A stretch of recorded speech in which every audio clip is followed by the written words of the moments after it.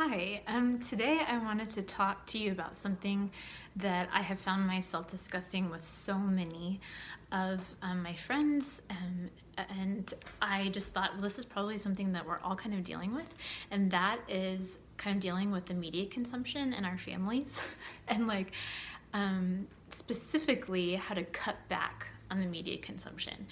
So, I about 6 months ago, I realized that Valentine was doing this thing where whenever she would be using media in any way, like playing a game on my iPhone or watching a show, and it was time for her to be done, she would freak out.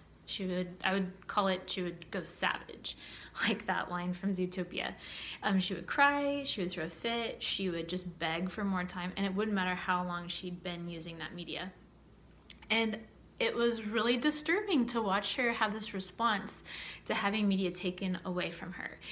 It had a very negative effect on her emotions. And so we just decided that we were going to cut back on her media consumption and that she could only play games or watch movies on Fridays and Saturdays, and during this one weekly meeting that we had, that was about a 15-minute meeting that she had to sit with us in, she could play one game during that time. So, but what happened was, because we are normally so busy on the weekends or are spending so much time together as a family, sometimes she wouldn't even consume media on the weekends either. So her media consumption got cut way back, and it's been awesome. We've really liked it, and we haven't really missed it. And so I wanted to both share a couple of things that helped make that possible for us, but also to ask you a couple of questions at the end of this, because I'm really interested to hear about your own solutions for this in your family and where you've landed as far as like kind of having some balance between when to watch stuff, when not to, when to let your kids play games and when not to.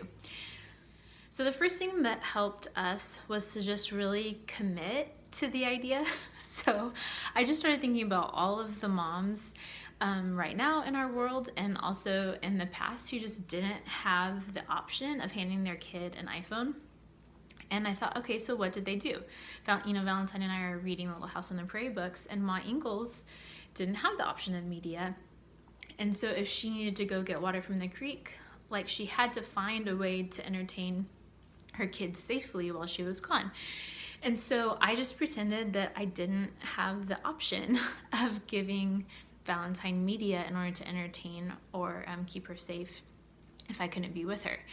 And that actually really helped, because when you don't have the option, you have to just kind of like find a solution. You have to. And usually those solutions I found were one of three things.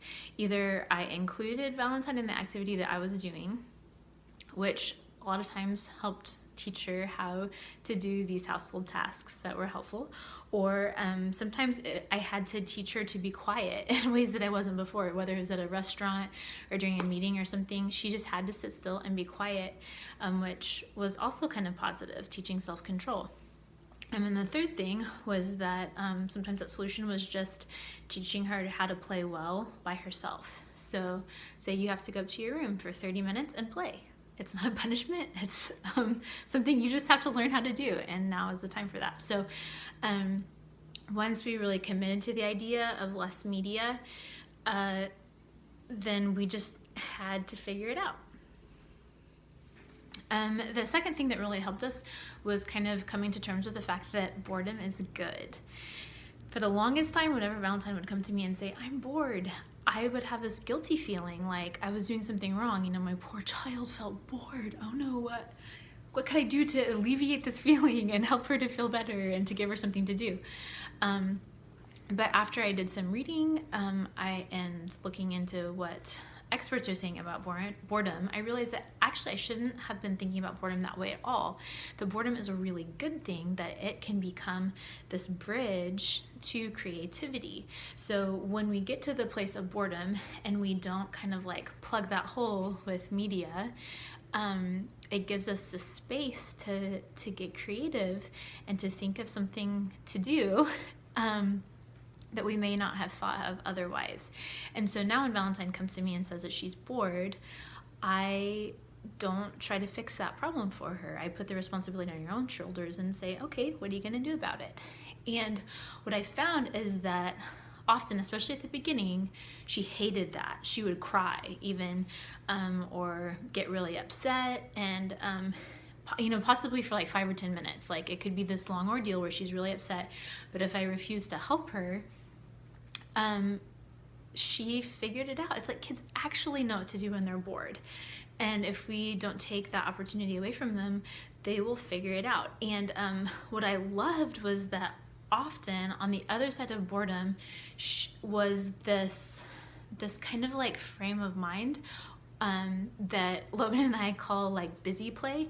You know, when you see a kid, and whether it's in a sandbox or like with little animals or something, and they're just so serious about what they're playing, and it's almost like they're working or something. You know, it's like very serious, it's very important. And, you know, and like Fred Rogers says, like, play is the work of childhood.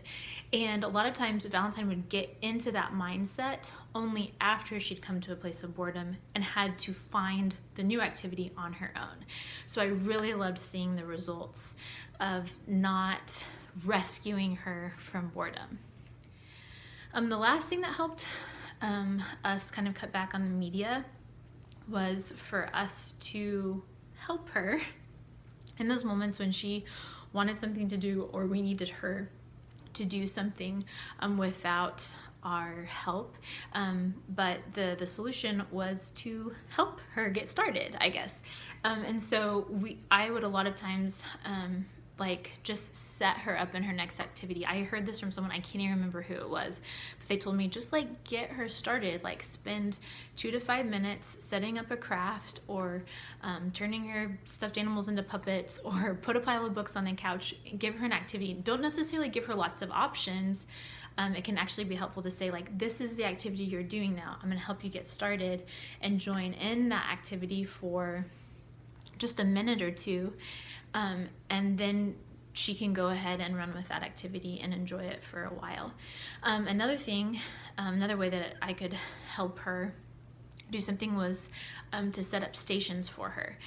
This is a little trick that I learned from the blog Cup of Joe, but they recommended, like I said, setting up stations. So like put a tape measure on the couch, or put a cardboard box and a roll of Scotch tape in the corner, or put 3 stuffed animals at a little table with a tea set, and then let her discover these little tools. And a lot of times when, you know, I'm not the one saying go do that, and if she just like discovers it on her own, she has a lot more fun playing and engaging in that activity. So I'll either set her up with an activity or set up these stations, and it's been really helpful for helping her get really engaged and playing by herself on something. So those are the 3 things that have really worked for our family in cutting back on media just this year. But I'm really interested to hear what this journey has been like for your family, because I know most families are probably trying to figure out in some way or another how to cut back on their media consumption. And I have a couple of questions specifically that I would love to hear if you have any solutions to. So one of them is helping your kid be engaged without media in the like 18 to 24 month range, because a lot of this like things that I've just talked about only work for kids when they're toddlers, but it's really hard to entertain and keep a baby safe when they're, you know, between the ages of 18 months and maybe like 36 months, something like that. So I'd love to hear if you have any solutions for that. Another thing is like, when is media good? Because we are not a media-free family. We still like to watch movies together. I use my phone all the time, and I want to teach Valentine how to have a healthy relationship with media, because I know it'll be a part of her life as she grows up. So how do you teach balance to your kids, and when is media appropriate, when is it not? I'd like to hear your thoughts on that. And the third thing is, how have you cut back on your own media consumption? Because I'm just talking about doing that for my kid, but there's nobody forcing me to cut back on media. And so if you have any helpful tips for that, I would love to hear it. So thanks for watching, and I'd love to hear what you have to say.